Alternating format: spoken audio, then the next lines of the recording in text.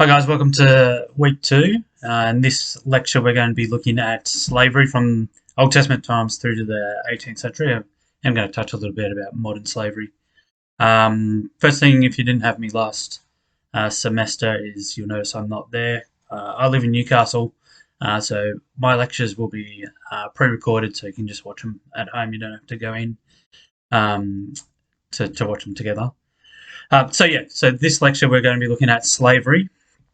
From the Old Testament times. Slavery is something that is from Old Testament to modern times, but slavery is something that is well misunderstood, particularly Old Testament slavery. Don't know if you remember in 2013 on Q&A, the TV show, there was a minister on there, as in a Christian minister, who was asked a question to Kevin Rudd about how, Kevin, you call yourself a Christian, but why don't you believe the words that Jesus says in the Bible? Because they were debating, I think it was gay marriage at the time. And Kevin Rudd responds with, well, mate, if I was going to have that view, like believe everything Jesus says, then the Bible also says that slavery is a natural condition.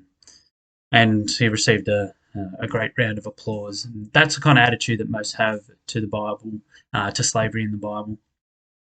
So what we'll be doing in this lecture is looking at slavery in the Old Testament. What does it say? Then slavery from then through till, it says the 18th century, but I'll go through to modern slavery, slave trafficking as we call it.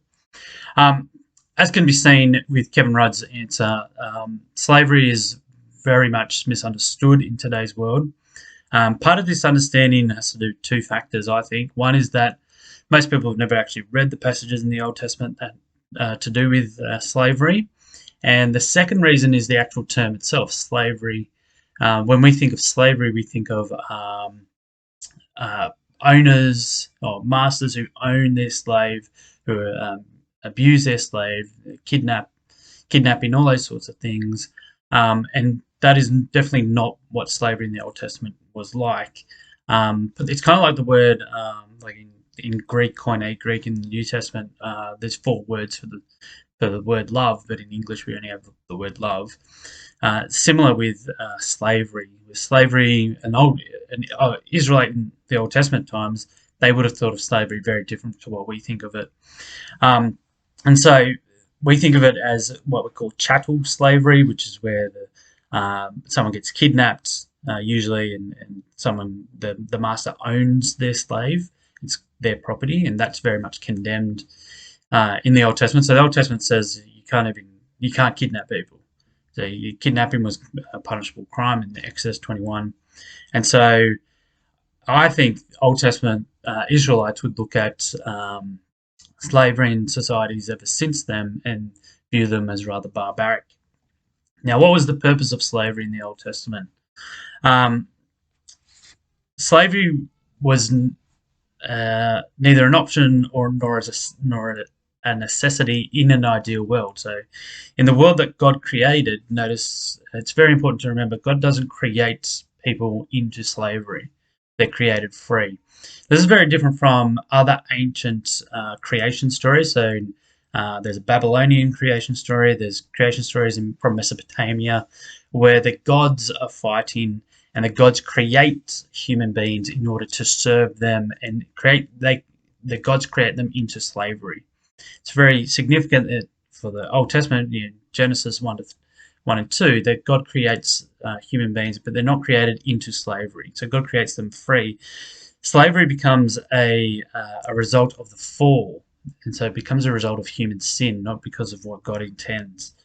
And it's because of the socio-economic situation in Old Testament Israel that God does allow slavery, but he allows it for one simple purpose. It's there to help the poor survive. So a person could sell themselves into slavery in order to pay off a debt, provide basic subsistence for themselves.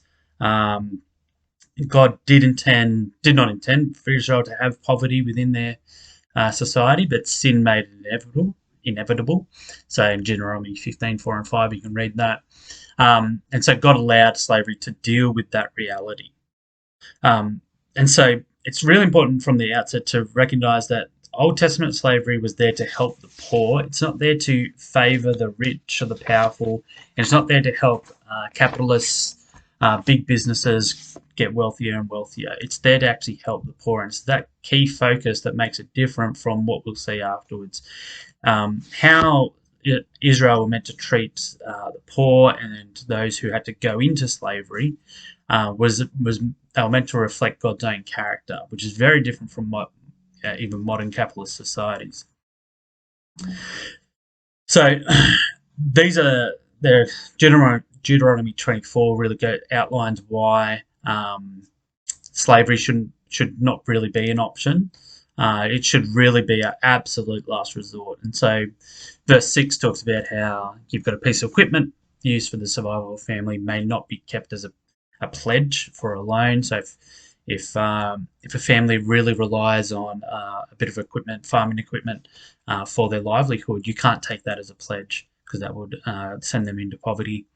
Verses 12 and 17 talk about if a poor person gives a cloak as a pledge, you must return it by that night time because they probably need it to stay warm. And so there's other verses in there.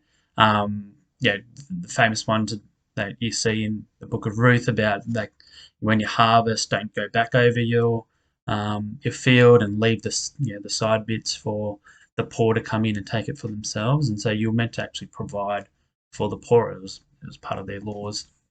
There are different types of slaves in Old Testament times, and none of which correspond with modern day slavery, the slave trade period or what happened in America. And so you had foreigners who were slaves. So Israel, when they go to make war with a city, they're meant to offer it peace. If that city rejects it, then that city is declaring war, obviously, on Israel. And so these inhabitants could voluntarily bind themselves to Israel as slaves. And this was it's more like serfdom than slavery. And so foreign women and children could be taken as slaves. And women could be taken as wives as well. We see that with Rahab. The second type of slavery is to do with debtors, so people who became indebted to someone else, and so they could sell themselves to a richer person. If there's a famine or if a poor person had no way of looking after themselves, or if they did owe someone money, they could choose to actually become a slave, and that's a key difference. To think they weren't forced into it; they actually could choose to sell themselves into slavery. And so, with these situations, it was there to benefit the poor person. So the poor person wasn't just left out on the street to fend for themselves. They could actually continue as part of society, and could continue looking after their family by selling themselves into slavery for a time period, which we'll look at in a sec.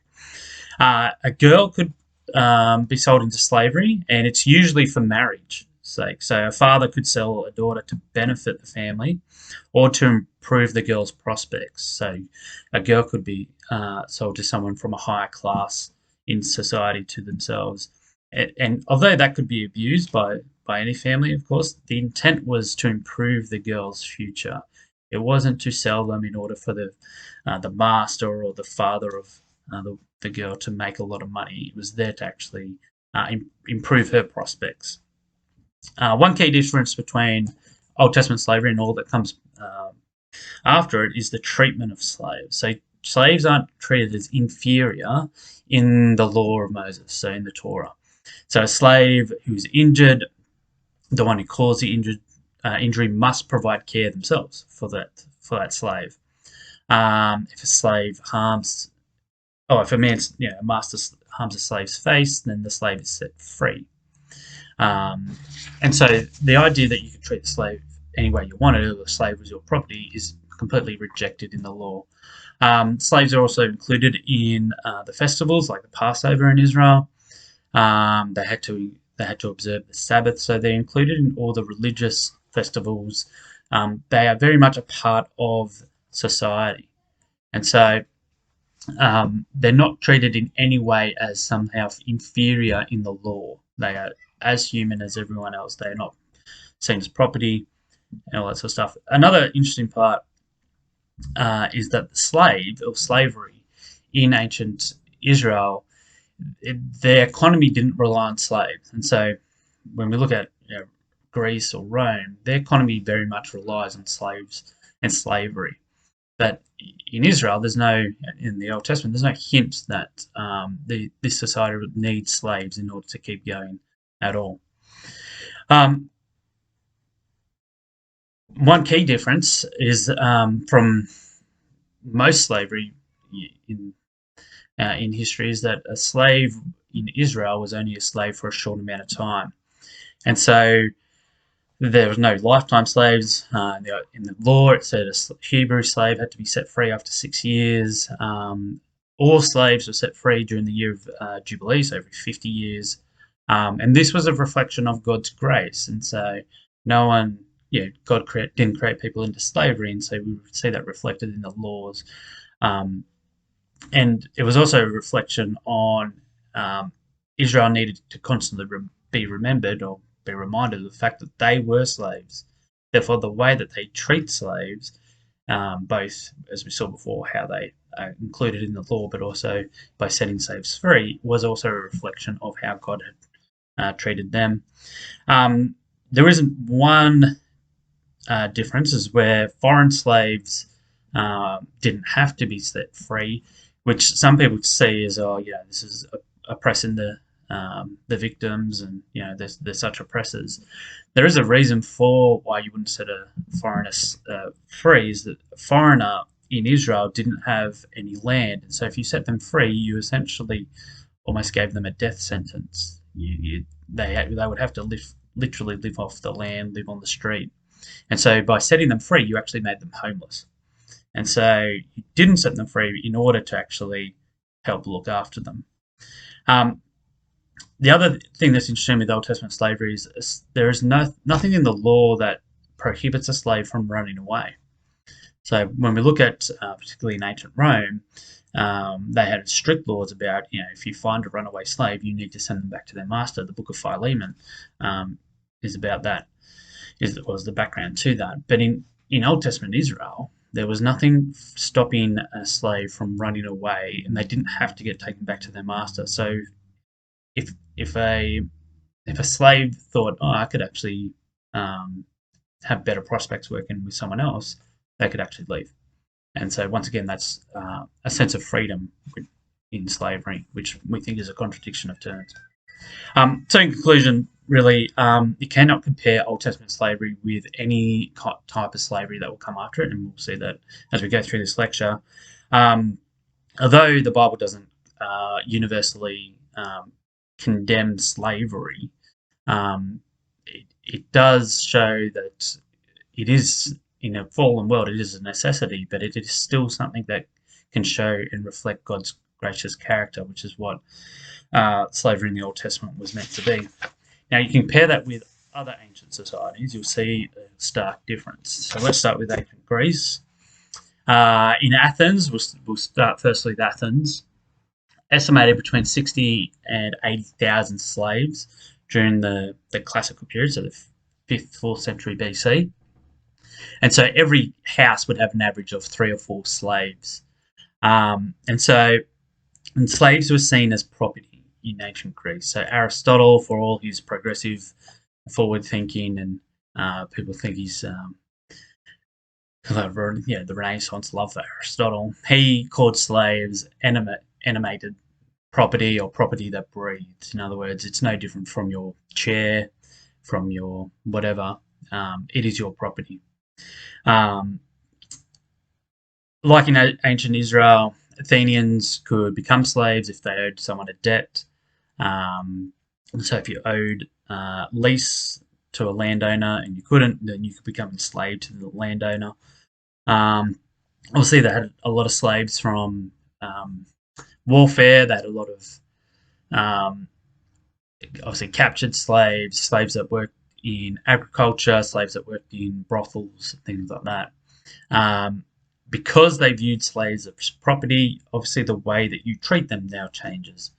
And so slaves could be physically punished, they could even be tortured. Demosthenes,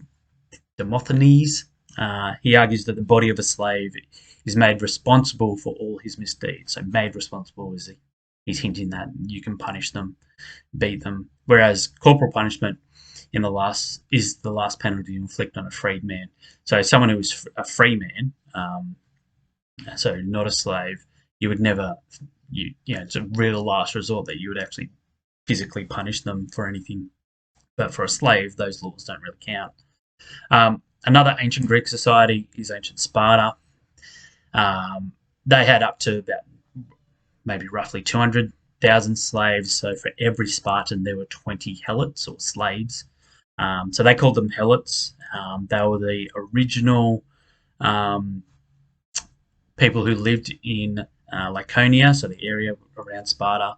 And so the Spartans come in, take the area, and make the local or indigenous people make them all slaves. Unlike ancient other Greek city-states or polises like Athens, in Sparta, the helots or the slaves were actually owned by the state. And so if you got given property, so you became a full Spartan citizen, then you got given a bunch of slaves with your property. And so you got allocated that land from the government, and with that came these slaves. These slaves had no political rights. They were unable to marry anyone they wanted without permission. They couldn't really go anywhere without permission. They were crucial to the Spartan system, though.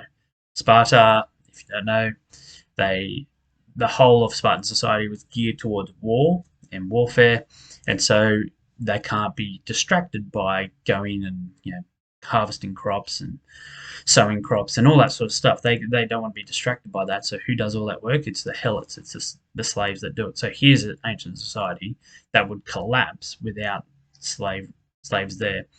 And because the helots knew this, they could at times rise up in rebellion. So like in 465 BC, there's a massive earthquake in Sparta, and so the helots use this as an opportunity to try break free. Aristotle states that the helots, who often revolt, lie in wait, as it were, to take advantage of the Spartans' misfortune. Thucydides, he also states that the Spartan policy is always mainly governed by this necessity of taking precautions against the helots. And so ironically, the Spartans lived in constant fear that they had this massive population who hated them, and so they had to control them. And so the way that they would control them is a couple of ways. One would be physical,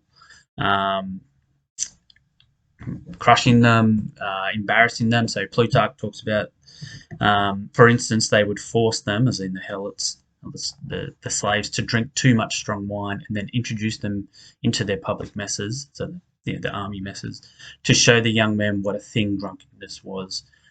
They also ordered them to sing songs and dance that were low and ridiculous, but to let the nobler kind alone. In other words, they put them up on public display to embarrass themselves in order to show the young rookies this. You don't drink wine. Look at what happens.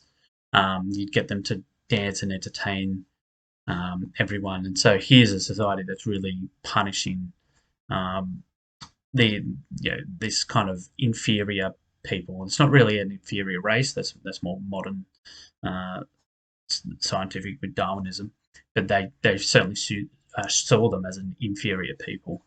Another way that they controlled them was using what that's called the Cryptia. Now, this is the only reference to it, so there's some debate with how true this is, but this was a secret group, and it was made up of boys who were at the Agoge, so the Spartan school, training school, military school, and they were seen as they would roam the countryside, and they would, as practice for beating the army, and they would actually attack any helots that they could find and kill them.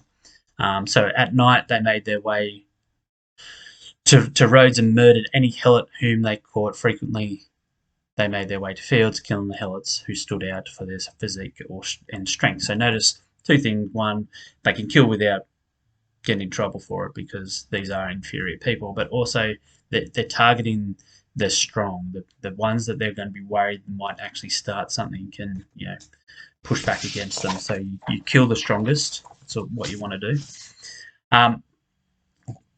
Now moving on to ancient Rome, and slavery is an ever-present reality in Rome. As many as 1 in 3 in Italy and 1 in 5 in the provinces were slaves. Slaves are employed in a whole bunch of different fields. You could have a slave who was essentially a secretary, but also slaves that work in agriculture, mining, manufacturing, transporting, education. Some slaves became really crucial in the political system. So we saw this when we did ancient Rome in semester 1. Like, some of them get up really important, like Narcissus. Pallas become really important under under Claudius and Agrippina. But most of them are just doing all the rubbish jobs in society. With Roman society, slavery was so embedded in it that it became invisible. And so, and they had no sense of injustice, no sense that this situation wasn't the best. Historian Kay Bradley says that freedom was not a general right, but a select privilege. So many believed in Rome, particularly if you were free, that your freedom was only possible because others were enslaved. And so it's a completely different view of people, that if those people became free, there's a danger that all become enslaved. And so we don't set them free, because that will put our personal freedom at risk. And so slavery is not an evil in ancient Rome; it's a necessity. And so you took slaves, obviously, from areas you've conquered, like Gaul, Britannia, those kinds of areas. Slaves are considered the absolute lowest of society in ancient Rome. So even a criminal had more rights than a slave. They had no legal status. You can't create your own family. You didn't have your own property. If you got freed, so you became a freedman, not a free man, but a freed man, you would generally be set free. But then most of the time, you actually end up just working for your master, technically as an employee after that, because you've got no prospects really other than that. There are some freedmen, so ex-slaves, who become wealthy and influential. Like, if you go to Pompeii or Herculaneum, there's examples of that. But most of the time, you were seen as a piece of property of your master, and so they kind of could treat you any way that they wanted. You see, again, Plutarch talks about he used to entertain his friends and colleagues at table. No sooner was the dinner over than he would flog those slaves who had been remiss at all in preparing or serving it. So he's talking about Cato, and he's talking about how at a dinner party with Cato, he would flog a slave in front of everyone, because if the slave hadn't done their job correctly. And you see this here in mosaics and frescoes around. This idea of abusing and punishing slaves is up on the walls in these places. So this one's from Pompeii, and so they're not even trying to hide it. It's something you'd actually have up on the wall. As I mentioned earlier, they were really strict with runaway slaves. A slave who'd run away was, your property was leaving you. You didn't want that to happen, and so you had to get it back. And so they had these strict rules with what to do with runaway slaves. And so you could advertise that your slave had run away, offer rewards. You could hire a professional slave catcher who would hunt down runaway slaves. If they were caught, they would be branded on their forehead with the letters FUG, or like a fugitive. Here's an example of an inscription. So, grab me, I'm a runaway slave. I'm a runaway, and recall me to my master, the eminent scholar, this guy, Cethegus, of Libyan market in the third region of Rome.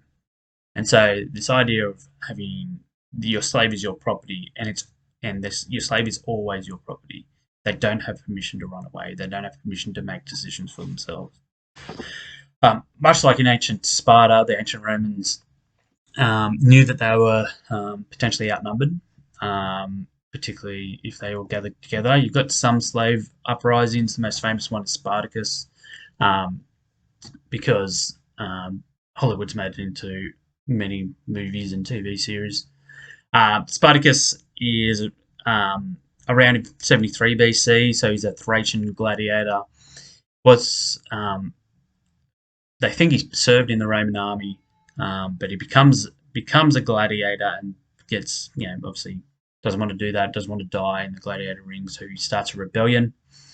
He gathers more disgruntled um, slaves to himself. They actually defeat two Roman armies, one at Mount Vesuvius in 73 BC, and eventually they're going to send Marcus Crassus, who's part of the first triumvirate, and they sent him to actually go fight. And what happens to Spartacus in the end is he tries to pay off some pirates to get him across into Sicily, but they actually betray him, and so Spartacus is killed in battle in 71, and all the survivors are actually crucified along the Appian Way. So the Appian Way is 600 kilometers long, and there's thousands of survivors, and so the Romans put these survivors crucified along the Appian Way, which is kind of like the main highway in Rome, and to kind of show everyone else, and particularly all the slaves, if you rebel against us, if you try to get your freedom, this is what we do to you. So that's what slavery is like in ancient Rome. You cannot compare how the Greeks and the Romans treat their slaves with what the Old Testament does. They're not even close to each other. Slavery in the Middle Ages is initially it's a continuation of the Roman practice, but it does change as Christianity starts to spread, and so as Christianity starts to spread, the church starts to try get rid of slavery, particularly Christians enslaving other Christians. The most famous example is St. Patrick. He gets captured and enslaved in Ireland, and he protests, and eventually that's a significant movement to stop slavery. The other one, which I talked about during the Renaissance lecture last term, it's that there's a small number of slaves for multiple reasons, mostly because of their Christian beliefs, but also because ancient Rome relies on slaves to do all the great buildings or their roads and all that sort of stuff.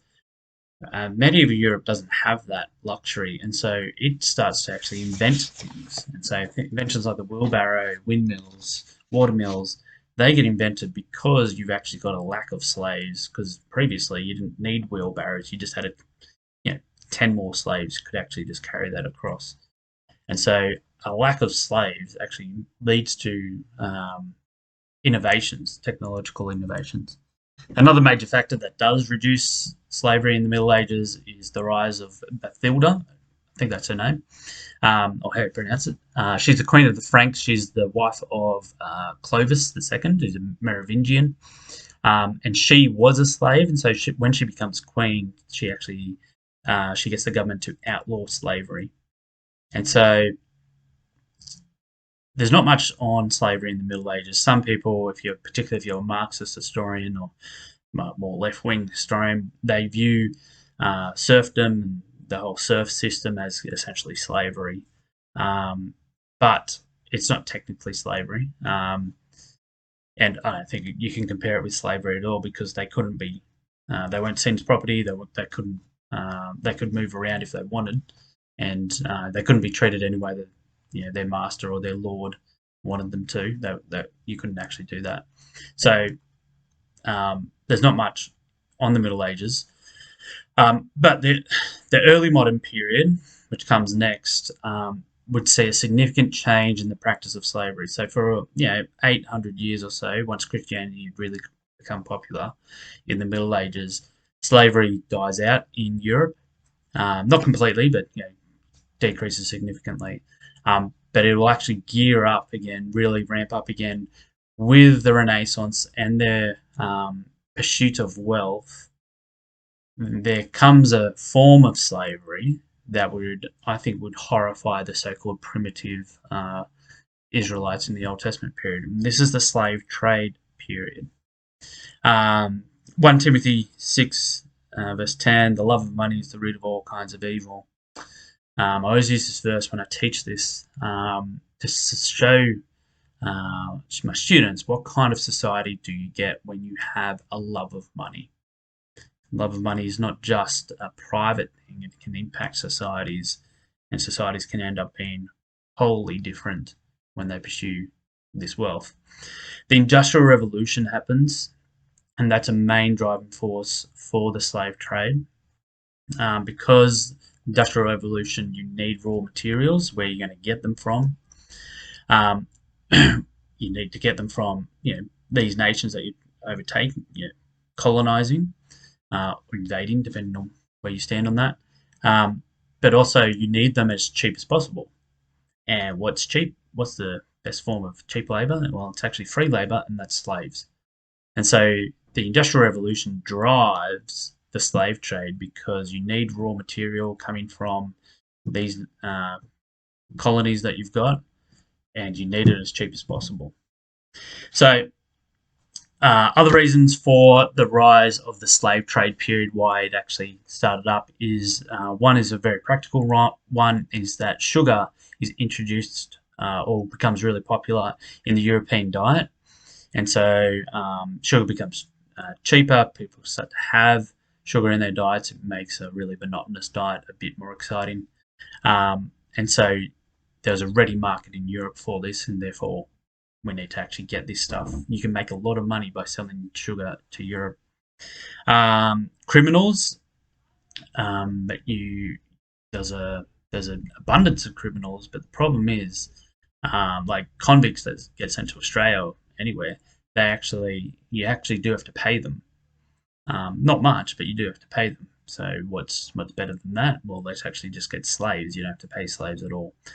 Another reason is that,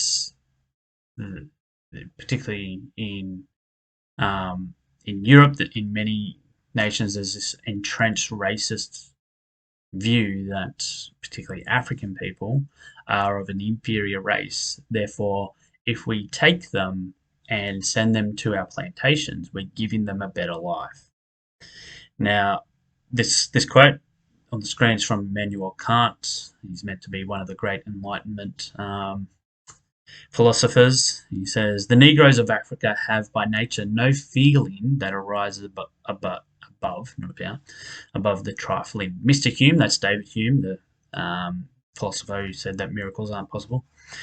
Mr. Hume challenges anyone to cite a single example in which a Negro has shown talents, and asserts that among the hundreds and thousands of black who are transported elsewhere from their countries, although many of them have even been set free, not a single one has ever found one who presents anything great in art or science or anything praiseworthy. So in other words, these people, even if we give them their freedom, they haven't shown us anything that shows us any kind of talent that, in arts, in the scientific field, nothing praiseworthy. What he's implying here is that capturing these people and having them work on our plantations, we're not really doing them a disservice. This is the great Enlightenment view. It's really enlightened on how it treats other people. The trade is a triangular trade for obvious reasons. There are 3 parts to it, and it forms a triangle. And so goods, manufactured goods from Europe would be sent down into Africa. I would say this is kind of like they fill up their ships with stuff from the reject shop or your $2 shop. It's just cheap stuff. But they're going to go down into Africa, and they're going to buy slaves by usually bartering. We give you this, coloured cloth, and you give us a certain amount of slaves, things like that. The slaves have been captured from not much. Well, obviously they do capture them from the coast, but a lot of them are inland, and so the slave trade promoted intertribal warfare, because if one strong tribe could capture a certain amount of people from another tribe. You can then march them to the coast, and you can then sell them to the traders, and you can make a lot of money out of it. And so these marches, they would take weeks, sometimes 3 months, and they're held in forts along the coast here um, in West Africa. And so after months, you could potentially be in a fort for 6 months, and you could potentially be on a slave ship for weeks before it actually sets off. Most slave ships, let's say, for example, you officially can hold 300. You'd fill it with 400, 450. Because the more slaves you can get across to the Americas, into the Caribbean and the Americas, obviously the more money you can make, and that's going to the ship captain and obviously the business that's running it. This middle part here is called the Middle Passage. So you fill up with slaves here, and then you're heading over to the Americas and the Caribbean. So the Middle Passage is the horrific part of the slave trade. And so your cargo gets packed in. You can see here, this is an official outline of a slave ship. And so you see all these little people here. This is how you are meant to pack this slave ship. Now, this is the official way to do it. But there are other ways to get around that. You can see in the sources that we read that they get around this. One obvious way is these guys are laying down on their backs, but if you actually made them lay down on their shoulders and you made them essentially spoon each other, you can fit a lot more slaves on, which is what they did.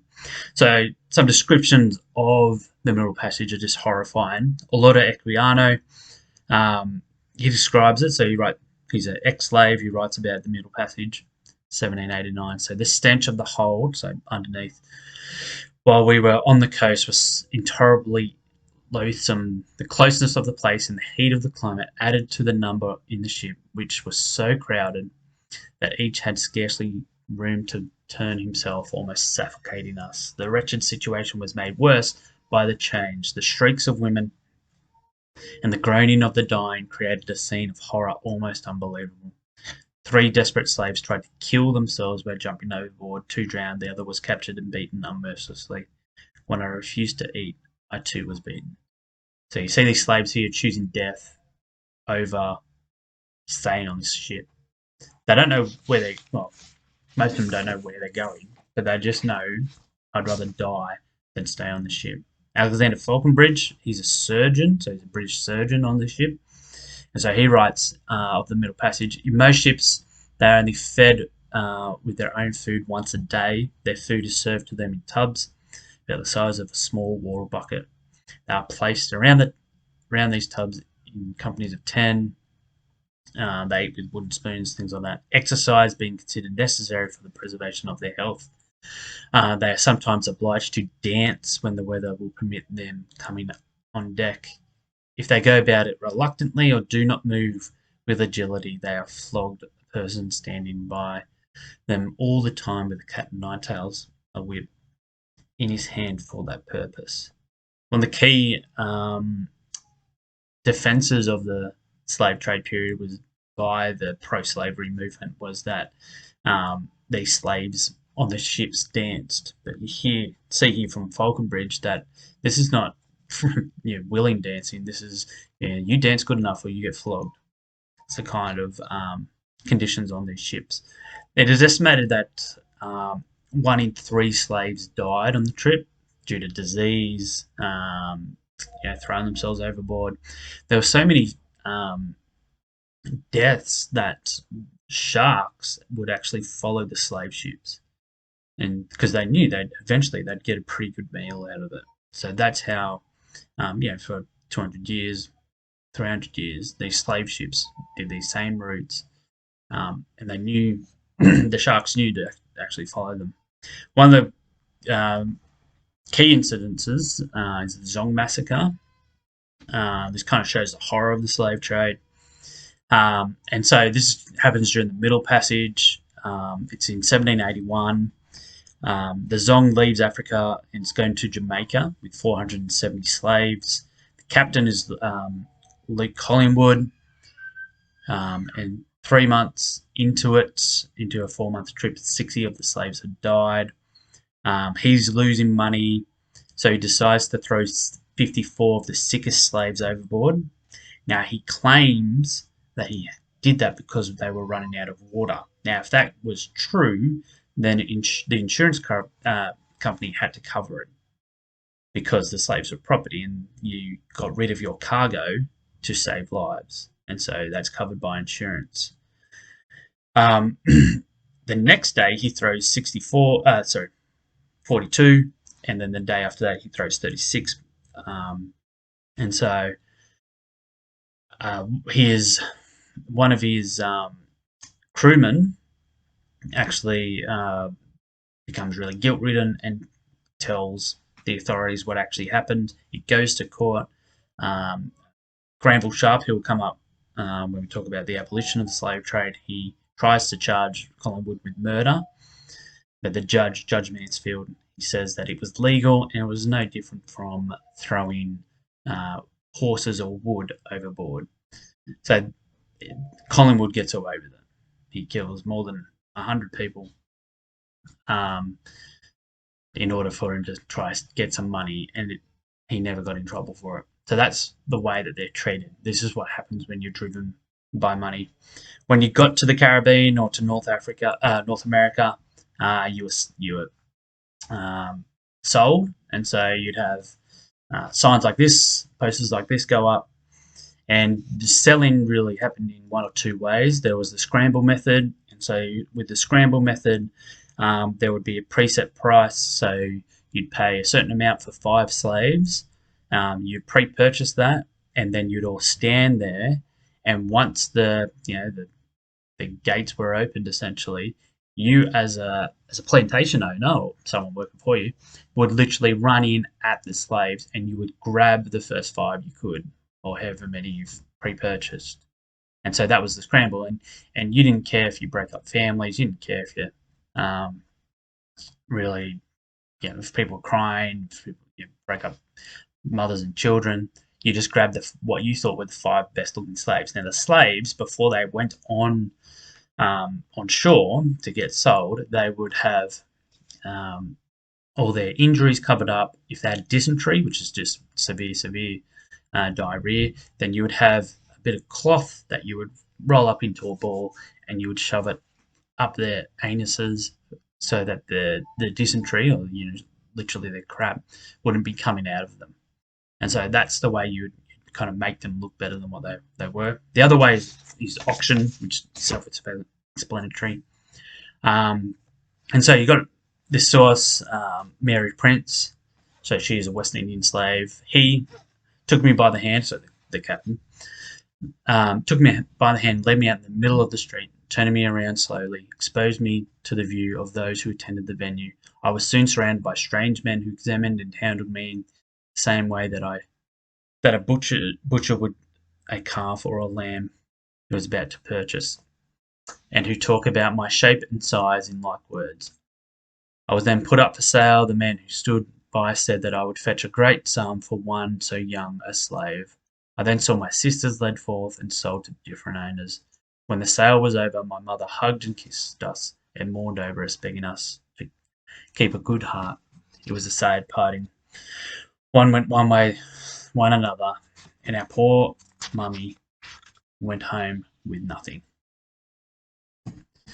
American slavery. I'm not going to talk too much about American slavery. I'm not an expert on this, so I'm not going to go into too much detail on it. But 17th and 18th century, a lot of African Americans working tobacco, rice, indigo plantations in the southern states, obviously mostly in the southern states. Although a lot of northern states, businessmen made great fortunes from it. It's mostly slavery was never widespread in the north. In 1807, President Thomas Jefferson, signs legislation to end the slave trade, but he doesn't end slavery. One reason is he's got slaves, but he does end slavery and kicks in 1808. And obviously, I won't go into detail, but obviously in America, this will lead to a civil war. The American Civil War will be fought over slavery. And one of the things to come out of the war is that obviously the North wins and slavery is made illegal in America, but in these southern states where most of these slaves live, they get free, but they replace slavery with segregation. So they replace the slave trade and the slavery laws with the Jim Crow laws. And so their attitudes aren't really, they don't target the attitude, they just target the laws. And so in order to keep the southern states happy, the North needs to compromise, and the compromise they have is we'll get rid of slavery, but you can still, abuse and persecute African Americans through these segregation laws. Now, we live in a world that is obsessed with progress. We live in a world that thinks that it is at the cutting edge. It is always progressing, and one of the ways that we've progressed is, we're better than the people in the past. And slavery is seen as one of those things. Now, we'll look at it in our tutorial with William Wilberforce. One of the reasons why we hate slavery is because of Wilberforce and his Christian beliefs. But we need to remember that a Christian who studies history needs to reject this idea of progress, that we are getting better as human beings. We're not. Slavery today, it's called human trafficking, and it's estimated. The definitions are hard with human trafficking, but it's between 25 and 45 million slaves today. Now, the whole slave trade period for about 300 years, there's roughly 15 million slaves during that whole period. Today, this very day, there's up to 45 million slaves in the world. And most of them are exploited labor. A lot of them are sexual exploitation. So even tour companies will take Westerners to certain areas, say Thailand, and take them to the red light districts. A lot of the girls who are working in those red light districts are slaves, and so I say to my students, you need to do some research on when you go overseas with a company, are they actually supporting this sort of stuff? Human trafficking is massive business, big business in the world right now. In church on Sunday, we heard from APWM about how the current war that's going on with Ukraine and Russia, how that is an opportunity with so many refugees crossing borders. It's actually an opportunity for human trafficking. That's something that APWM are trying to fight. And so and the reason why they're trying to fight it, it's a $150 billion industry each year for slave trafficking. Most of that, almost 100 billion of that is in sexual exploitation. There's another significant chunk, about 35 billion, in the construction and manufacturing world, mining, and every country has slaves and human trafficking in the world. There is not a country that doesn't have any at all. So in Australia, there's roughly about 5,000. And so the reason I bring this up is not for social justice reasons. You can get involved in that. It's to show this idea that we are not better than our predecessors.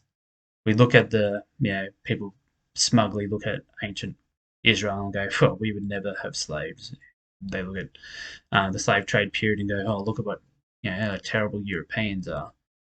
That we still live in a world with actually more slaves than any other period in history. And most of them aren't actually coming out of the European or Western world. They're actually coming out of other parts of the world. And we look at in our tutorial why the Western world has got rid of this idea that slavery is actually a good and necessary thing. If you want to know more about slaves and slave trade, this book by Hugh Thomas, it's not a Christian book, but it's just on the slave trade period. This Immoral Trade by Baroness Cox is very good on kind of slave trafficking and slavery in the 21st century. There are a lot of good articles about slavery in ancient Israel and Greece and Rome. If you quickly just look them up on Google, but these are two good books on more modern slavery. And my email's there if you've got any questions. Thanks.